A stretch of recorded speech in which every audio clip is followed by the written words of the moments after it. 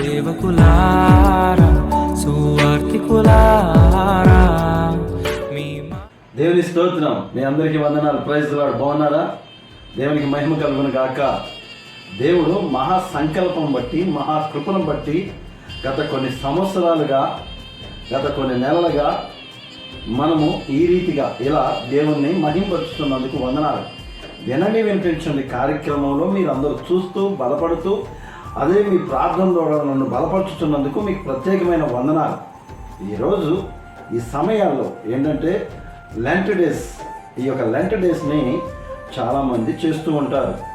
అయితే దీనికి సందర్భంగా నేను చెప్పాల్సిన మాట ఏంటంటే, లెంట్ డేసే కానీ, క్రిస్మసే కానీ, గుడ్ ఫ్రైడే కానీ, ఇంకా ఏదైనా సరే దేవుణ్ణి స్తుతించటంలోనూ, దేవుని గణపరచటంలోనూ, దేవుని మహిమపరచటంలోనూ నమ్మకంగా ఉండమని మిమ్మల్ని బ్రతుకులాడుకుంటున్నాను. నమ్మకంగా అంటే నేను ఎందుకు చెప్తున్నానంటే, ఈ మాట నేను ఎవరిని విమర్శించట్లేదు.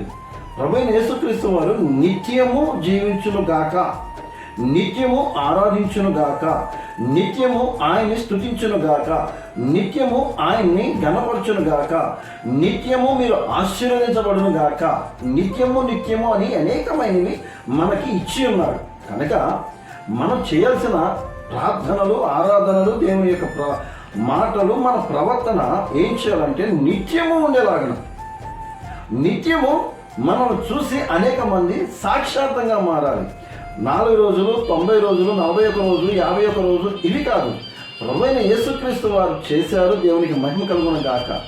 అలాగే మనం చేయటానికి ప్రయత్నం చేద్దాం. కానీ మొదటిగా మన అంతరంగంలో ఉన్న ప్రతి ఒక్కటిని కడుక్కుంటూ ఆయనలాగా జీవించాలని ప్రయత్నం చేద్దాం. అయితే ఈరోజు వాగ్దానం ఎందుకు ఇంత మాట చెప్పానంటే, ఈ వాగ్దానం మత్తయి సువార్త 10:38 తన సిలువనెత్తుకొని నన్ను ఎంబడింపని వాడు నాకు పాత్రుడు కాడు. ఎంత గొప్ప మాట చూడండి. ఎంబడింపబడని వాడు నాకు పాత్రుడు కాడంట. అయితే ఇక్కడ రాయబడిన మాట సిలువనెత్తుకొని నన్ను, ఆయన మార్గంలో ఎవరైతే నడవరో, ఆయన చెప్పిన మాటలు ఎవరైతే చెయ్యరో, ఆయన యొక్క చూపించిన నిత్య జీవానికి మార్గాలు చూపించిన ప్రతి ఒక్కటి మనం చేయకోకుండా కొన్ని రోజులు, 4 రోజులు ఆయన మాత్రం దయచేసి క్రైస్తవులు అయిన మనం అలా అనడం మంచిది కాదని మిమ్మల్ని బ్రతులాడుకుంటున్నాను. ఎందుకు ఈ మాట మాట్లాడుతున్నానంటే, కొంతమంది దీన్ని విమర్శిస్తున్నారు. మన ప్రభువైన యేసుక్రీస్తు వారు మన ద్వారా, నా ద్వారా విమర్శక పాడుడు కాకుండా ఆత్మీయ జీవితంలో వెళ్ళాలని ఆశపడుతున్నాను. ఎందుకు ఈ మాట చెప్తున్నానంటే, సిలువను వెంబడించుతున్నారు. సిలువను వెంబడించడానికి కాదు మన ప్రభువైన యేసుక్రీస్తు వారు వచ్చింది. నేనే మార్గము, సత్యము, జీవము అన్నాడు. అంటే ఆయన చెప్పిన మాటలో నడమంటున్నాడు. కానీ నేను సిలువ మోస్తాను, నేను సిలువ ఎక్కుతాను అంటే అది మన వల్ల కాదని నేను అనుకుంటున్నాను. అయితే సిలువ ఎక్కుతాను, సిలువ మోస్తాను, లేకపోతే ఈ 4 రోజులు నేను 4 రోజులు కాదు ప్రియ సహోదరుడా, నిత్యము మనకు ఆయుష్ ఉన్నంత వరకు నిత్య జీవంలో నడవడానికి వెళ్ళాలి. ఎందుకంటే నేను చూశాను కొంతమందిని, నేను విమర్శించట్లేదు, నేను వేరే వాళ్ళని విమర్శించను. నేను ఈ మధ్యలో కొంతమంది మేరీ మాత మాల అంట. ఏంటండి ఇది? ఆ మాల, ఈ మాల, ఏ మాల, ఎందుకు ఇది? మన ప్రభువైన యేసుక్రీస్తు వారు ఈ రీతిగా చెప్పలేదు. నన్ను వెంబడించుడి, నన్ను వెంబడించిన వాడు నిత్య జీవానికి మార్గం చూపిస్తానంటున్నాడు.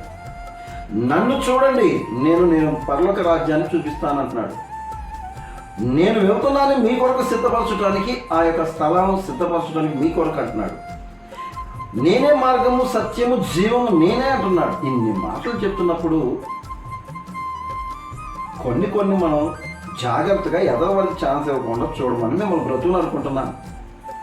ఎందుకంటే దేవుని మాట చాలా విలువైన మాట. ఉపవాస దినాలు, దేవుని స్తోత్రం చెయ్యండి, నేను చెయ్యొద్దానన్ను, మంచిది, మా గురించి కూడా ప్రార్థన చేయండి. కానీ ఆత్మీయ జీవితంలో ఎదుగుతూ ఉంటే మంచిదని కోరుకుంటూ చిన్న మాటలు దేవుడు దీవించి ఆశీర్వదించును గాక. ప్రార్థన చేసుకుందాం. పరిశుద్ధ పరమగల తండ్రి, నీకు వందనాలు. సిలువను గూర్చిన వార్త నశించుచున్న వారికి వెరితనం అంటున్నాడయ్యా. నశించుచున్న వారికి వెరితనం, కానీ రక్షించబడుతున్న నాకు శక్తి అని మీరు చెప్తున్న మాట, నీ కృప చూపించి నీ నామానికి న్యాయం తెచ్చుకోమని. సిలువను గూర్చిన వార్తను మేము అనేక మందికి తెలియచేస్తూ, బలపడుతూ, స్థిరపడుతూ, నా కొరకు మరణించాడని చెప్పుతూ, పరిశుద్ధాత్మ చేత బాప్తిజమును అయ్యా బల్లలో పాల్గొనడానికి సహాయం చేయమని ఈ చిన్న ప్రార్థన ప్రభువైన యేసయ్య అతి పరిశుద్ధ నామమున అడిగి వేడుకొని పొంది నా పరమ తండ్రి. ఆమేన్. ప్రైజ్